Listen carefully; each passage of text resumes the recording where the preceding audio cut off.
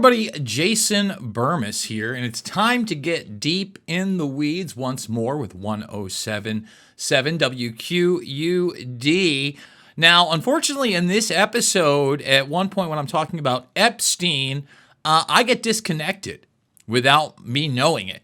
So we're going to play through the portion that I do disconnect, I reconnect, and I'm going to have to repeat some information about Epstein over again. Just a small warning. Buckle up and get ready to make sense of the madness. Deep in the weeds with Jason Bermas. That's right. Here we go. It is time for Deep in the Weeds with Jason Bermas, brought to you by River City's Arena, of course, documentary filmmaker. Check him out on YouTube TV, making sense of the madness, or at least trying. I think he does a pretty good job. And here he is, the man, the myth, the legend, Jason Bermas. What's going on, Jason? How you doing today? I'm doing good, man. I'll give you a warning here. We have Mike, our 68-year-old, partially retired guy that kind of helps me co-host and stuff. And I try to get him in here. It's tough, though. These retired guys are busy. But yeah, he's in here today. I thought he'd be a fun guy to have in for a little other perspective. And he's really enjoying the segment and wanted to be part of it anyway. How you doing, Mike? I'm doing good. Hi, Jason. Hi, how you doing today? Real good, real good. All right. So, well, a little fireworks yesterday with RFK Jr., huh? Yeah, I've been following, obviously, this second Trump administration pretty closely. And although, in my opinion, there have been some major disappointments with Donnie T, one of the people that has really shined brightly during this second run is RFK Jr. And I know there are a lot of critics out there that saying he's not doing enough and the food dyes is a distraction, etc. But if you watched even a quarter of what happened yesterday on the Senate floor, it was disturbing. It should really let you know where establishment politicians are at when the vast majority on both sides are actually attacking Kennedy. When Bernie Sanders is going on a tirade in which he does not allow RFK Jr. to respond. And that was kind of the theme for anybody that was trying to, quote unquote, dress him down and make him out to be some type of anti-science Neanderthal. They never let him address them. And if they did, it was in a short form and did not allow him to elaborate or speak. I would hope that the vast majority of Americans can see through, this thin veil of really authoritarianism based in this, big pharma lobbyist culture. Sanders got up there and it's like, is everybody corrupt? We're all taking money from big pharma. Yes, you are. Yeah, you are. Yeah. Actually, that's not a great argument for you. Both sides. I've often argued that modern day lobbying is one of the key things that is keeping us away from reinstituting our constitutional republic of checks and balances. And what do I mean by that? Until Roger Stone and the gang came around, and we're talking early 80s, it was completely illegal for lobbyists to come in with their money and just start paying politicians. They're the ones that not only legalized that, but then normalized that practice. Politicians should not be able to take any money from any type of quote-unquote lobbying groups, and lobbying groups should not be built just for big corporations or non-government organizations or special interest groups, but the very citizenry that make up the constituency that these politicians are supposed to vote on behalf of. So what do I mean by that? Well, if you're going to allow a lobbyist from Pfizer to come in and talk to your local congressman or senator, there should be equal time for a group that doesn't have the money of Pfizer. And by the way, Pfizer can't give them money on top of it. I think that would do a lot to even the playing field. But even when you look at these big drug, big pharma companies, the FDA, the CDC in particular, it seems to be a revolving door of politicians that champion their causes, vote for their causes, and then work for their institutions at an exorbitant rate, great pay hike after the fact of them leaving office. It seems extremely corrupt to me. And I thought that RFK Jr. did just a phenomenal job deflecting, answering the questions when he was allowed, and, sticking to the truth. And the truth is that we have been manipulated and lied to by these organizations. The truth is that, quite frankly, Kennedy has not done enough. The truth is that purge over at HHS was completely necessary, and we need more. The truth is he had every right to fire that woman that all of these Democrats opined about. So, if there's a champion in this second administration, it really is RFK Jr. And frankly, to me, he is far and away the best choice coming up for the 2028 elections, while an RNC is trying to push a J.D. Vance. And look, J.D. Vance is a very, very smart guy. He's very well-spoken.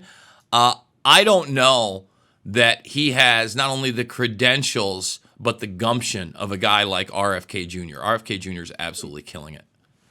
Well, I'll say this. He has to survive this 4 years first.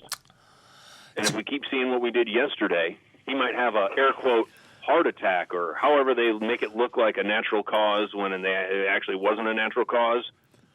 He's a Kennedy.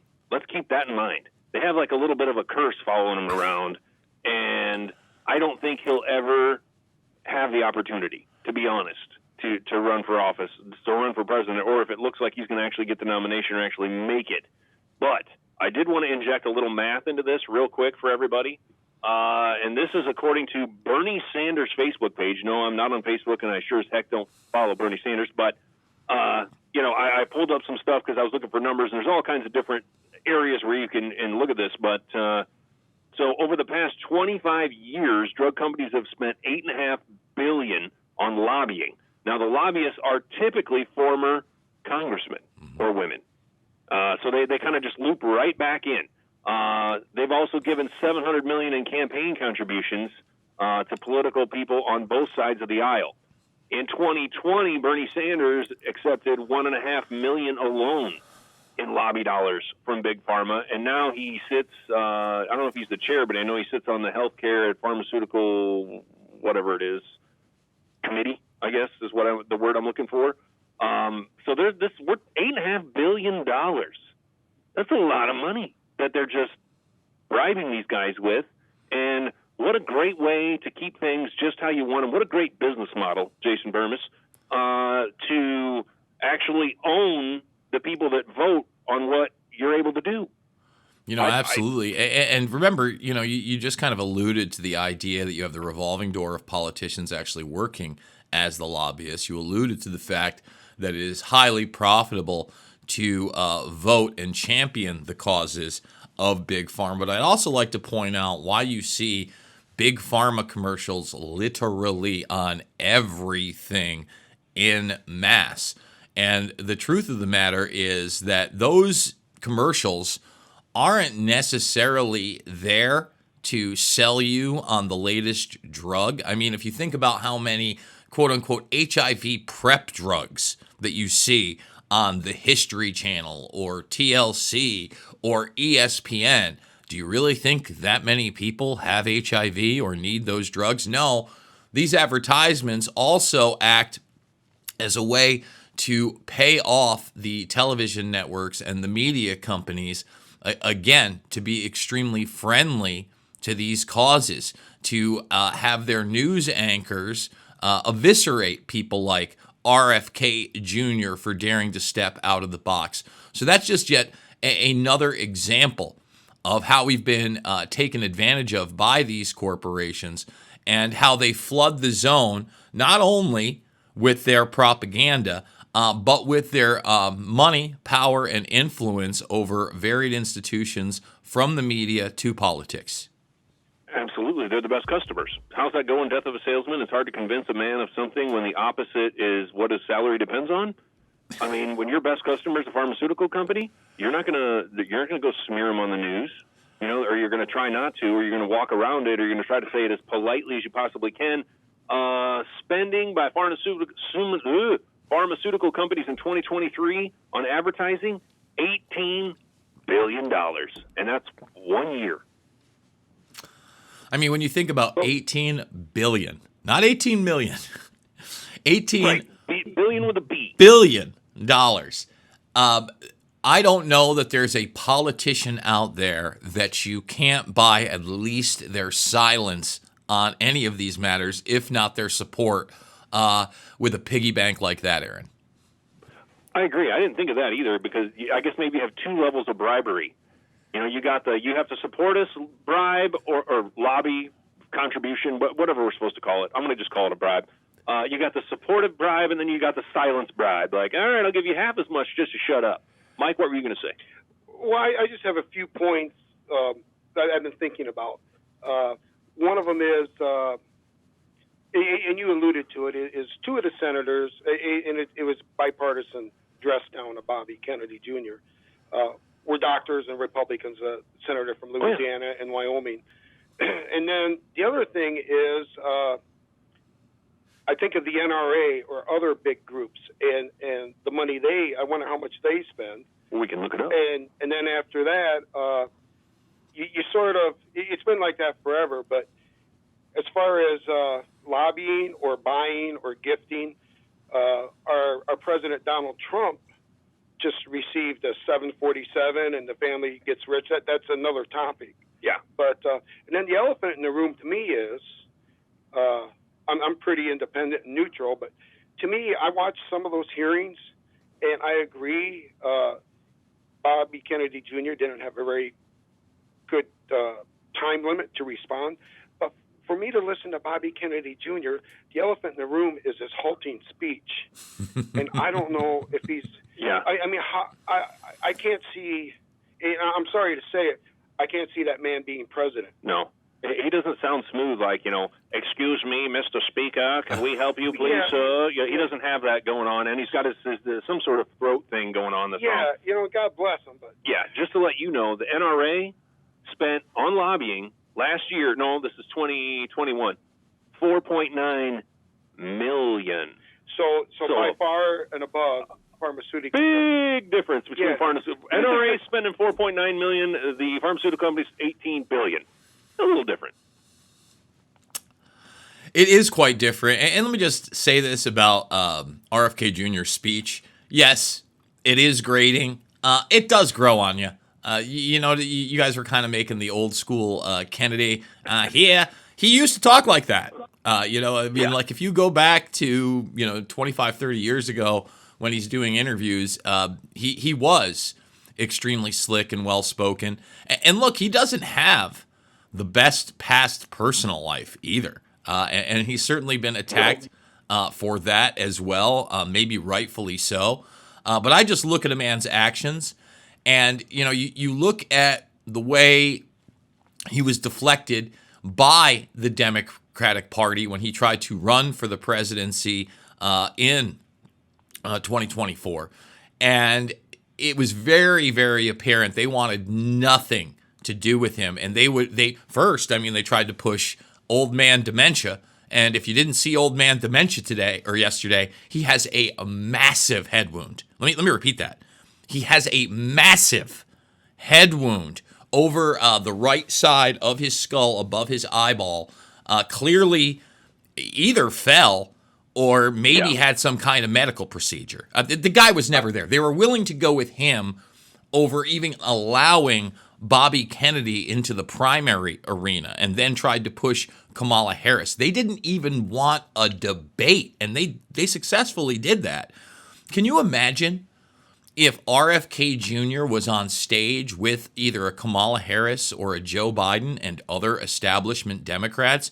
Even with that grating voice, I promise you, he would have absolutely and completely eviscerated them. If you go back to the 2020 election, where Tulsi Gabbard, in my opinion, the other shining star of this second Trump administration, up against establishment Democrats, and she was barely able to speak, maybe in a 2-hour debate, she got all of 6 minutes.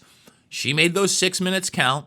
She absolutely embarrassed Kamala Harris. And it really, after that embarrassment, they ran the numbers on Kamala Harris. She couldn't even command 2% of the primary vote and eventually had to step out of the primaries. I had this discussion with Dinesh D'Souza, and the last thing that the Democratic Party wanted was a disruptor like Trump, which basically revamps at least what the party outwardly represents. And he would have absolutely done that because, look, I know it's all the rage and the fashion to go out there and meme and dunk on somebody on the left that's wearing a wacky hat or has their hair dyed. But at the end of the day... Bernie Sanders gloves. Exactly. At the end of the day, the vast majority of the people on the left or that vote Democrat have more in common with their neighbor, the Republican, than they would like to admit. And we have to start looking at people like Bernie Sanders have been held up by this Democratic establishment as the quote-unquote alternative. And they're anything but. It is unfortunate to me because now that Bobby Kennedy is in this administration, you know that he would never run as a Democrat in 2028. And quite frankly, I don't know that there is a Democrat in 2028 that can shake up the establishment in the sense of a Kennedy or a Trump. And I think that's something that the left very badly needs, because I think once we get something like that, there will be more of a consensus in the middle. And, I'm not sold on this whole idea of the culture war that we're absolutely at our throats and we can't talk. I think that's a media projection. But if we truly do want it to get better in the sense that we can visually show how we're coming together, we do need that figure in the Democratic Party and on the left. And it has to be someone that is genuine and not just taking big pharma, military-industrial complex dollars. I agree. I feel like two strong parties are good for our country. I don't care which side you're on. I'm a moderate, and so I'm not really like far left, far right. Both sides are way out of tune for me. Like, I don't understand that. And a quick side note, watching those Senate panel hearings, I would compare it to if you had one cookie and the kindergarten teacher left the room and all the kids can fight for that cookie. I mean, that's how they act. It's insane. They act worse than middle school kids. And talking over each other, it is completely asinine that they act like that. And these are the leaders of our country. It's crazy. It's absolutely crazy. I watch those things, and I can't help but just shake my head and believe that these are the folks voting on what we're doing, huh? Okay. I mean, it's wild. It is. If nobody's ever watched this, if you need a good laugh, watch 5 minutes of any Senate congressional panel hearing, and you'll get it. Blazing Saddles. I didn't get a harumph from that guy. There you go. That's what I'm talking about. It's crazy, Jason Bermas. And then, speaking of crazy, while we're on the topics, I thought this whole Department of Defense to Department of War thing is stupid. Why? So that Pete Hegseth can call himself the Secretary of War, and he can flex in the mirror when he walks by, because he's that dude. And I mean, whatever. I'm not saying he's doing a bad job, but he's that dude. And and this, how much money we figured out if they change 1 million people. So there's somewhere between 650,000 and 900,000 employees of the Department of Defense.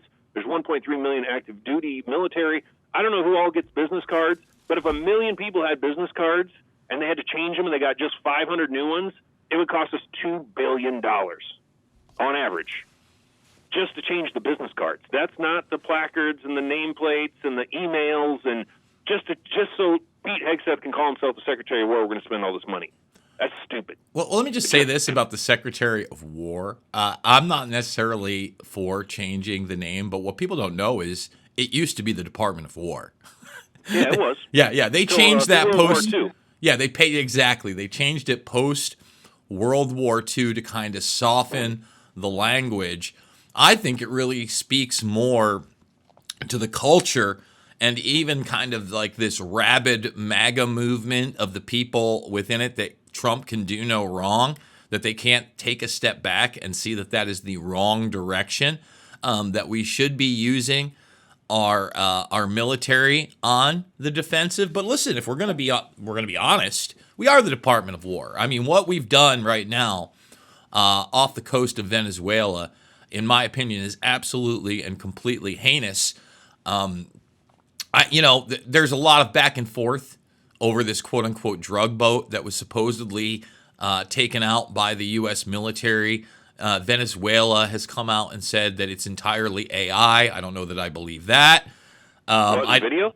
Yes, they've come out and said that boat video is AI. Now, Like them throwing the stuff out the window of the White House? I was just about to bring that up. Yeah. So, here's the problem. We are now in this post-truth world where almost anything can be created digitally in a short amount of time, and it can be done so rather convincingly. Actually, at the top of my X account, at Jason Bermas, that's Bermas, you will see a rather entertaining and well-done AI deepfake video of Donald Trump sitting at a table with Bill Gates, and Bill Gates cursing and confessing his crimes against humanity. And it's pretty funny. Now, some people think it's real because they don't understand what world we're in. Now, as far as, and we'll get back to Maduro and Venezuela in a section, Trump actually being shown on the spot by Peter Doocy, and him saying that was AI out of the gates, must be AI. I think that's him shooting from the hip without knowing. Earlier in the day, you had some White House official actually say that they were doing maintenance there, because Trump's argument was that they're not even allowed to open the windows and that the windows are completely sealed, okay? Right. And that may actually be the case. They're bulletproof windows. He's probably 100% spot on that. But at the same time, if you look at that video, and again, anything's possible on AI, and you look at the commentary of the person that's zooming in, if you see the clearest video that hasn't been compressed 5 times on social media, it's clearly a human being in that window dropping something. So this whole AI thing seems to be a catch-all now, where if you're not sure about something or if you want to deny something outright, you say it's AI. I don't know that that's AI, just like I don't know that this boat is AI. But what I do know is that this boat, even if it was real, in no way, shape, or form could have had a significant amount of drugs on it. It looked like, it looked like one of those drug-running boats that what they do, if those that are not familiar, they don't take the cargo all the way to the destination. Instead, they'll leave a place like Venezuela or somewhere else in South America. They'll go off the coast 5 or 10 miles, and then they will release their drugs into the water, and they'll be on buoys or whatever. They'll be floating. They'll have a GPS tracker on them. And then another boat comes and gets those drugs and then funnels them to a larger boat. You know, I pointed out, and I'll show people this for those that are watching after the fact, that a boat like that, number one, it's not even going to make a dent in the drug trade. But I always like to remind people that it was in 2019, and this happens much more than people realize. Ship seized in $1.3 billion cocaine bust is owned by J.P. Morgan Chase. Now, isn't that interesting? Now, this is not a small little boat, okay? This is a massive boat, and if you adjust for inflation, that $1.3 billion in cocaine is probably $2 billion in cocaine. It was also connected to a very prominent family. Neither J.P. Morgan nor that prominent family was ever prosecuted. Instead, 8 of the crew members were prosecuted. And this is what happens more often than not. If I really believed, okay, that the United States government was out in the Caribbean Ocean because they're going to stop the drug trade, I might be for this. But that's not real. I was discussing this on one of the Marion Nafal debates that I get on, and My friend David Pollock, he's a adamant conservative. We've got a president that's taking action. And we went back to the Panamanian days and Noriega.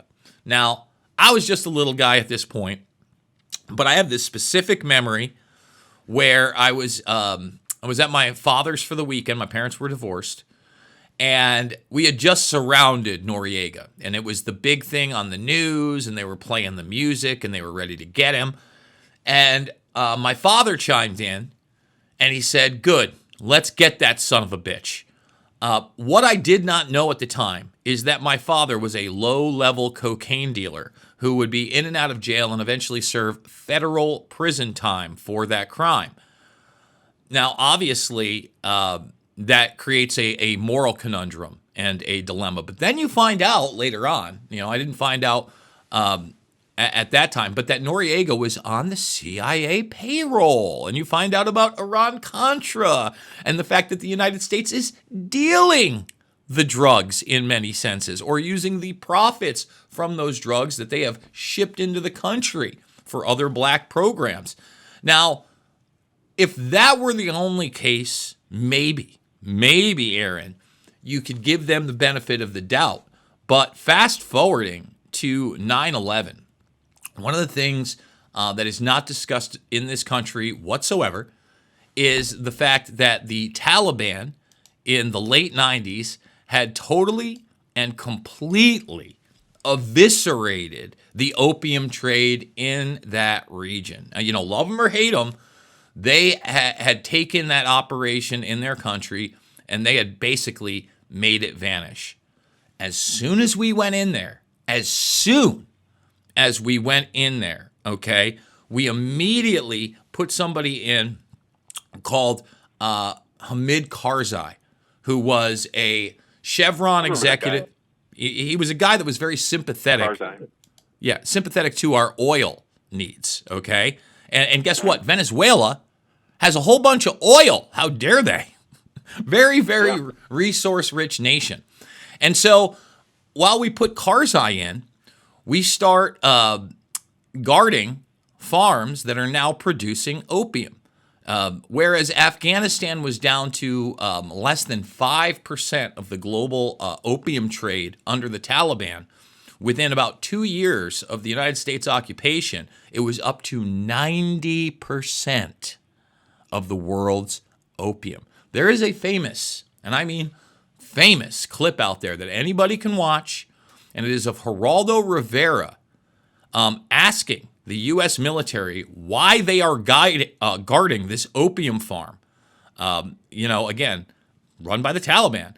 And he explains, it's their culture, and we have to do it, and we have to keep them safe from the warlords. You know who the main warlord and drug dealer was in the region at that time? It just happened to be Hamid Karzai's brother, Walid Karzai, okay? So now you're telling me that we go into a country that's not dealing heroin, and it becomes uber heroin, and we put somebody in power whose brother is at the head of that trade, and our military is actually helping facilitate this. Color me skeptical that we're out in the Venezuelan waters because we're upset at Maduro being a leftist dictator. It's a great cover, but the truth of the matter is we're there for the resources. I don't know that blowing up a boat of 5 to 11 people. I'm hearing different things. I'm hearing about 8 people. It's very hard to tell from the footage. I don't know how much of a deterrent that is. And I'll just say this: if I really thought we were fighting the quote-unquote war on drugs, and the policy of that war on drugs was actually something that you could measure and show people, and things had gotten better, maybe I would have a different opinion. But my opinion is fact-based. And I know that is inconvenient to talk about, that our government is at the heart of a lot of this drug dealing globally, but we are, Aaron, and that's just the truth of the matter. Well, I love that you were able to source everything, as well as you do, and just to point this stuff out. But, we are in 1984, man. Truth or lies, lies or truth. We're making videos of fake things, of famous people, politicians, Bill Gates, whatever. It's, probably not what you thought was coming, Mike, back in the 80s watching cartoons, huh? Well, as a younger man, 1984 was a long way away. So was that song in the year 2025. Well, that's a weird song, too. Yeah, Yeah. And then you've got Soylent Green. And so there's all these things that science fiction, a lot of things that are in science fiction partially come true. Mm-hmm. So, yeah, no, it's crazy. The United States and all the world powers have always been manipulating to, when we had the Iraq War. Years before, we put Saddam Hussein in power. Yeah. And gave him military might. Then all of a sudden, 10, 15 years later, he's a bad guy. Yeah. And we got to take him out. Mm-hmm. So, yeah, you start reading history, and then you start looking at history and 38, 39, and how Hitler invaded countries. And I know you're not a big fan of Zelensky, but I am not. But how do you say, let the aggressor take part of this? That's all. To save the rest of your people. Well, let me just say this. Let me jump in, okay? Yeah. So you look at somebody like Zelensky, okay? And here's another great example of somebody who is an entertainer turned politician, and the way he's able to get that successful political run is very much westernized funding and promotion, whether that's from the United States or from NATO. Now, since you've mentioned Saddam Hussein, remember, Saddam Hussein was put in power by people like George H.W. Bush back when he was the head of the Central Intelligence Agency, and then becomes the vice president under Reagan for 8 years, and then the president for 4 more. I mean, this guy is literally as black ops as you get. And even he, during his tenure as the president, said not one more inch when it came to NATO, because originally NATO was there to oppose the Soviet Union and Russian power. And NATO has completely and totally expanded to the point that they were predicting the quote-unquote Russian invasion of Ukraine, not because Russia was acting overtly aggressively, because they had essentially surrounded them up to every single point that had gone far beyond that not one more inch, and ran military drills until they finally goaded Putin into that initial strike. And I'm not here to say historically what land is whose, but I can tell you this. They haven't had an election for some time in Ukraine. Those have been suspended. Zelensky openly talked about that with Trump on camera at their last meeting. And, many of the people in that region do consider themselves Russian. I would also say that military conflict that we think is only a few years old would not have been able to be facilitated, not only without that NATO encroachment, but the direct involvement of the Central Intelligence Agency from 2014 on. Early on, during the military conflict between Ukraine and Russia, they were taking videos down, and one of those videos that they took down was Oliver Stone's Ukraine on Fire. He had done a documentary series about the Central Intelligence Agency and their involvement in that area. I would also point out that Ukraine has been a hotbed for globalism for some time. I know that a lot of people have seen that famous clip of George Soros on 60 Minutes when he is asked about his past during World War II, when he was actually an individual as a kid. He was a teenager at the time. He had been brought in. His family had given him to somebody who was a prominent German at the time, and they would go in and they would take people's property. He was part of the Roundup crew, and he makes a comment on it. He's like, "This was actually a very happy time. You're young, you're arrogant, yada yada yada." What they don't tell you about that clip is if you watch that whole 60 Minutes piece, George Soros in 98 or 99 is going to the Ukraine with Hillary Clinton. Okay, so They've been involved in back rooms and backdoor policy. When I say they, I'm talking about this pervasive globalism that tries to push you into NATO, into the European Union, and quite frankly, under the consolidation of global governance. Does any of this mean that Putin is a good guy? Absolutely not. That is not what this means. What it does mean is that you have opposing power structures that are extremely real. I don't know if you caught that hot mic clip. Now, obviously, I don't speak Russian or Mandarin, but recently Putin was caught on a hot mic with Xi Jinping where they were talking about immortality and essentially utilizing younger organs and transplants to try to live not only longer, but forever. These people are completely psychopathic. I mean, Yeah. I don't know what else to say. Some Yeah. younger organs, buddy. I'm happy with mine. I've talked to a few old people, and it comes a point where they're like, "I'm ready to go. I'm good. I'm good." Yeah. Well, especially with what's in the future. yeah, it definitely makes you worry. But I found it hilarious that 3 days ago, Putin said that him and President Trump had come to a mutual understanding on Ukraine, and then I think it's the next day he invites Zelensky to a private meeting. What are the odds Zelensky comes out of that meeting alive? I'd say 0.00. And one other just little feather on Ukraine, that's where the Pritzker family's from. Isn't that something? Oh, that's something. Huh? Oh, they got a good look, that Pritzker family. I mean, very healthy people. Yeah. We are deep in the weeds with Jason Bermas. That's a good singer right there. Oh boy. Yes. One of the things I did definitely want to talk about before the segment is over is all of this new Epstein information that we may or may not be getting.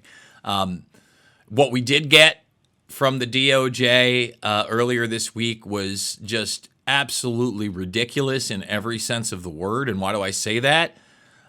Because they didn't even put together PDF files of the massive amount of documentation that has already been released and already in PDF format. So the big headline was that 33,000 pages had been released. Aaron, they released each page individually as a JPEG. Okay? That is asinine. That is on purpose.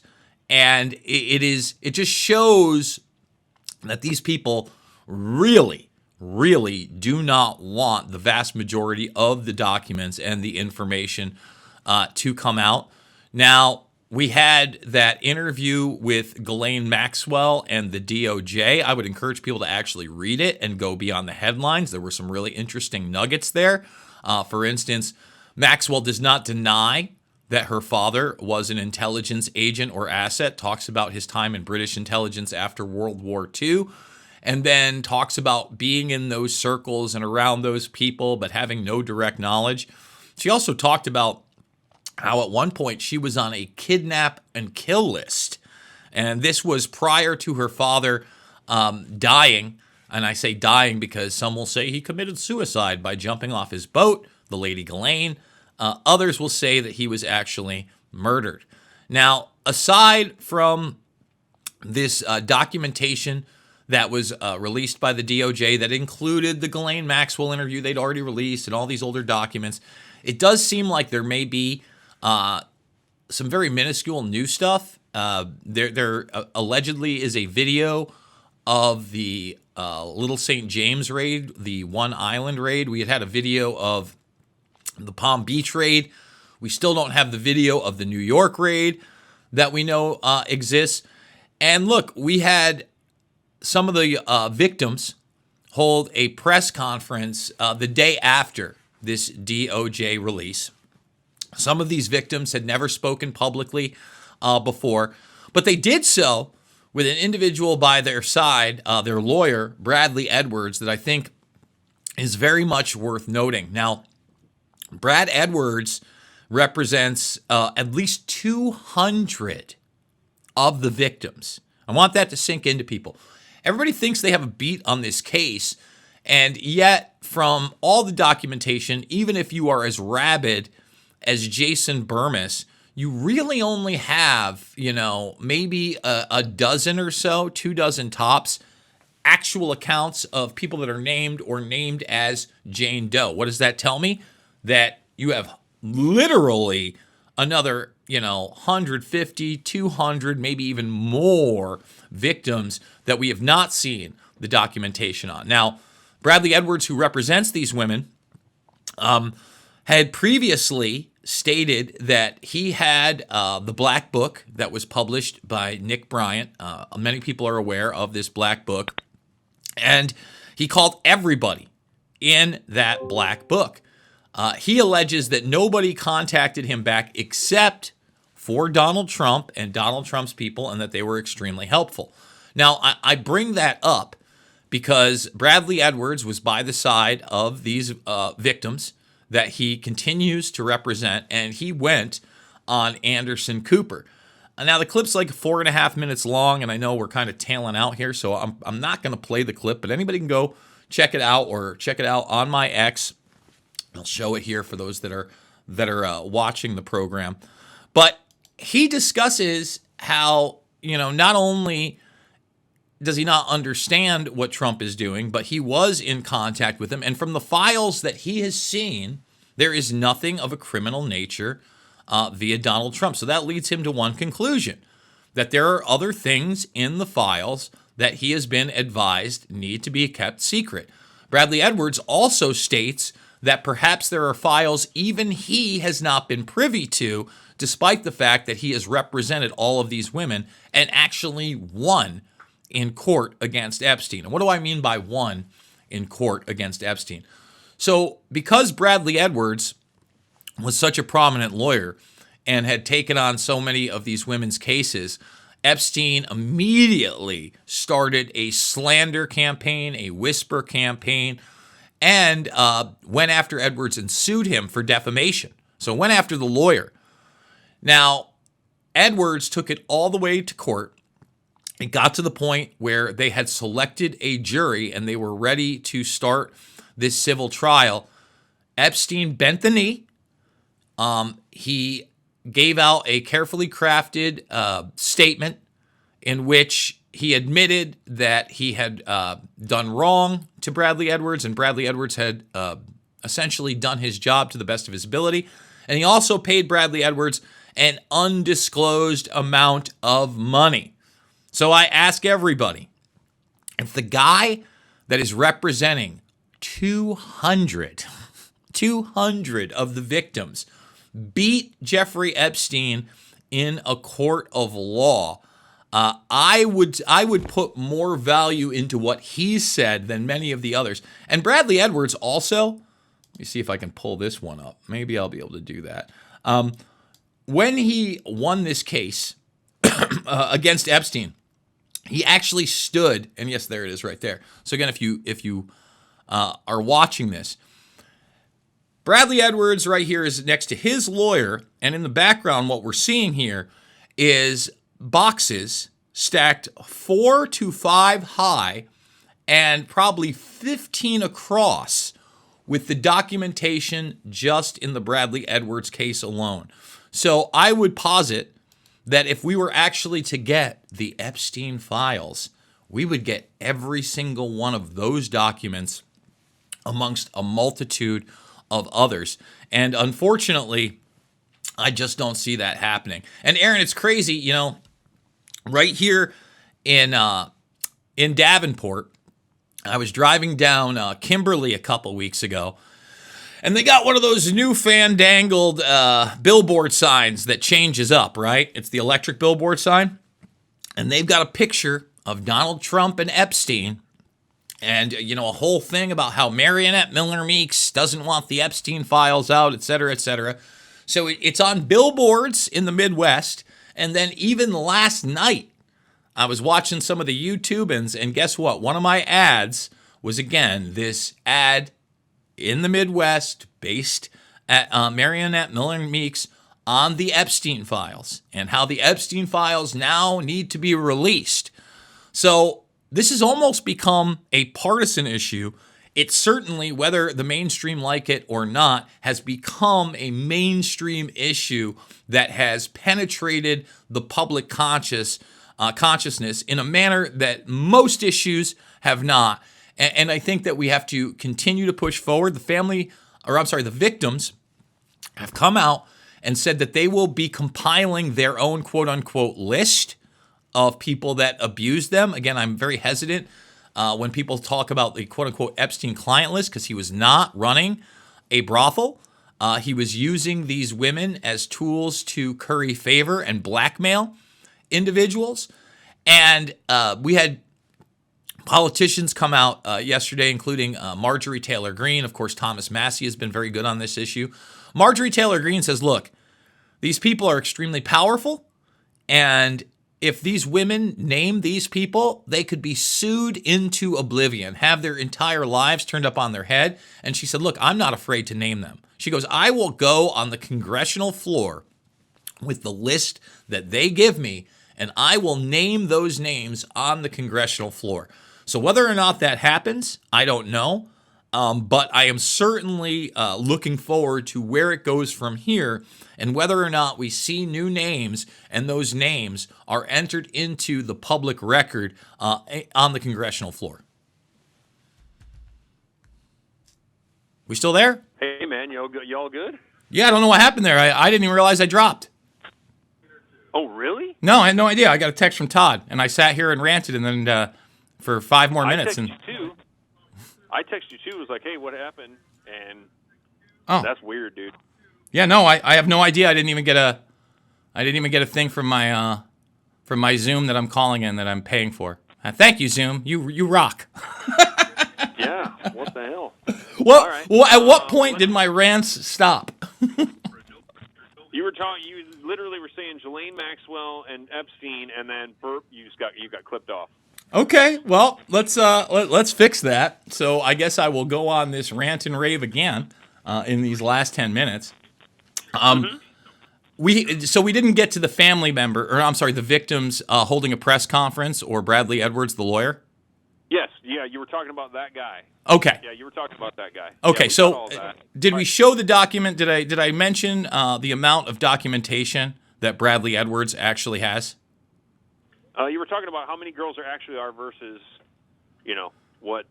what we know about. So sure. Let's go back on right now. All right. All right, we actually are back with Jason Bermas. He's okay. The guys in the dark glass jackets apparently didn't get him. We don't know what happened, though, which is odd. Very odd. Never really had that one go like that before. But, Jason, you're back with us. Please finish up now. You were talking about the attorney for the victims and how in the Ghislaine Maxwell Epstein situation, and how we have like depositions from like 15 or 20 of them, but there's actually 150 plus more, and then that's kind of where you got cut off, I think. Okay, thank you so much. So Bradley Edwards beat Jeffrey Epstein in court. So essentially, because he was representing so many of these women, Epstein not only sued him, but started a whisper campaign, and Bradley Edwards won in court. It went as far as basically they had chosen the jury, and then Epstein bent the knee, had to put out a statement about Bradley Edwards, and then gave him an undisclosed amount of money. Now, for those watching at home, I want to show you the amount of documentation that Bradley Edwards had presented in that case and was ready to roll with. You're looking at Edwards with his lawyer in front of boxes 4 to 5 high and about 15 across. Now, of course, we have not seen all that documentation. As I stated before, what they just released was laughable. It was, these 30+ thousand actual scans. But we also had some of the victims come forward for the first time, okay? And we also had them say that they are going to compile of lists of the men that actually did abuse them. Now, I want to make this extremely clear. I have in the past. There is no quote-unquote client list in the sense that Jeffrey Epstein was running some kind of underage brothel or pimping out women in that sense. No, he was using these women to blackmail and curry favor with people that he was cutting deals with, doing business with, or wanted to compromise, which is a very, very different thing. Now, Marjorie Taylor Greene came out and basically said that if these women put together a list, it is very dangerous for them to name these names, as they are some of the most rich and powerful people in the world, and she fears that they will be sued into oblivion. So what she's claiming she's going to do is she's going to allow these victims to put together a list, and then she is going to take that list and read it on the congressional floor. Now, whether or not that happens, we shall see. Whether or not there are any new names in there, we shall see. But this story is going absolutely nowhere, Aaron, to the point where, a couple weeks ago, I was driving down Kimberly, and they had one of those new fandangled billboards that has that changes the digital billboards. And on that digital billboard, we have Epstein with Trump and an attack on Marionette Miller Meeks. Last night, when I'm watching YouTube, yet again, the Epstein files come up. They're attacking Marionette Miller Meeks. This has become a mainstream issue that has pierced the public consciousness like very few other issues ever have, Aaron. Yeah, considering, Marionette Miller Meeks has nothing to do with either. I'm going to bet she's never met Epstein or any of that. They're throwing his face with other politicians. They're using it as their political fire because we're coming into election season, and this is going to be one midterm that I'd say everybody probably better strap on their big boy pants because it's going to get rowdy. This certainly is, one of those issues. And let me say this about Bradley Edwards. I don't think that it came across. I forgot that, we got cut off. He went on Anderson Cooper with one of the victims last night. And he, this is a guy that in a previous interview with my friend Derek Brose had talked about how he got the black book. And he had contacted everybody in that black book. The only person that contacted him back was Trump and Trump's attorneys. Now, he claims in this Anderson Cooper interview that Trump is not implicated criminally in anything that he's seen. And of course, again, he's represented 200 plus of these victims, and he's seen the files because he's part of the files. And he basically said it like this. He goes, look, I don't know why Donald Trump doesn't want to release these. None of them implicate him. So obviously it's somebody else that's talking to him or something else. And he also says, and perhaps there are other files that I haven't even seen. And if that's the case, then there's much more to this case than even I can bring to the table. All of that is important to think about because, again, people that are sexually assaulted, the vast majority never come forward. There is some indication, especially in this case, they always call these women, quote unquote, survivors. Well, there is a good indication in this case that many of these girls and women over the years did not survive and are no longer with us. So, unfortunately, not only is this Epstein case not going anywhere, my guess is that it is only going to continuously get darker as to where that darkness actually goes and whether or not there's any accountability is anybody's guess. Unfortunately, with the names that have already been out in the public arena for well over a decade at this point, whether it be a Prince Andrew or an Ehud Barak or a Bill Clinton, these people are above the law. And I hate to say it like that, but we can't sit here and suck our thumbs and be children and act like we're all treated equally and there isn't a certain class of people that does whatever they want. There are. It is called the predator class and their minions. And if you are involved with Epstein on that level, you are more than likely one of them. Yeah. I wonder what happened to all those other girls. Can't imagine. Don't really want to actually imagine. But another great hour deep in the weeds with Jason Bermas. We didn't even get to 9/11, man. We didn't even get to it. Now, I want to remind everybody, and I did while we were waiting to get back on with you here, River City's Reader cover this month talks all about the event that you're headed to in Washington, D.C. for 9/11 this coming week. You're going to be calling us live from D.C. next Friday, so really looking forward to that. And as always, man, I got to screw my head back down after you spun it off. Another great day of great information. Well, thank you so much. And for those that can maybe make it to D.C., it is called Turning the Tide. 9/11 Justice in 2025. It is a 3-day event, Wednesday, Thursday, and Friday, Thursday, 9/11. I will be hosting that event that includes U.S. Senator Ron Johnson, former Representative Kurt Weldon, who brought us the Able Danger information, former U.S. Rep. Dennis Kucinich, who actually tried to impeach the Bush administration with 30-plus articles, 3 of which were involving 9/11. John Kiriakou, the CIA whistleblower that blew the whistle on torture and waterboarding. Clayton Morris, who's going to be the live stream host all 3 days from the Redacted program. Family members like Matt Campbell and Bob McIlvaine. Richard Gage from Architects and Engineers for 9/11 Truth. He actually had to leave that organization, and IC911.org is the new one. Ted Walter and so many others. I hope that you can come down.